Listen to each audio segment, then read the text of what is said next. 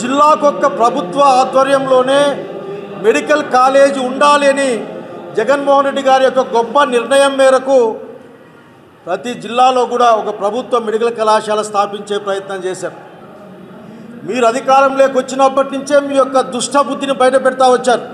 చివరికి పులివెందుల మెడికల్ కళాశాలలో 50 సీట్లు వచ్చినప్పటికి కూడా నిజంగా అంత నిస్సిగ్గుగా ఏ విధంగా రాయగలిగారో మీకే అర్థం కావాలి. మాకు సీట్లు వద్దు, ఇంకా పూర్తి కాలేదు అవసరాలు కాబట్టి మాకు సీట్లు వద్దని రాసిన ఏకైక ప్రభుత్వం ఇది దేశంలో. 100 కోట్లు చేసే ప్రభుత్వ మెడికల్ కళాశాలల్ని పీపీపీ మోడ్ కింద మీకు కావాల్సిన వాళ్ళకి అప్పగించే కార్యక్రమం కాదా అడుగుతా ఉన్నాం. మీకు ఏదైనా సమస్య వస్తే బహుశా చంద్రమండలంలో ఒక మంచి ఆసుపత్రి ఉంటే అక్కడికి కూడా పోయి మీరు మీ పేరుంది కాబట్టి వైద్యం చేయించుకొచ్చుకునే శక్తి సామర్థ్యాలు మీకున్నాయి. ప్రభుత్వ మెడికల్ కళాశాల అంటే పేద ప్రజలు మధ్యతరగతి ప్రజలకి ఒక ఆలంబన ధైర్యం అన్న సంగతి గుర్తుపెట్టుకోవాలా.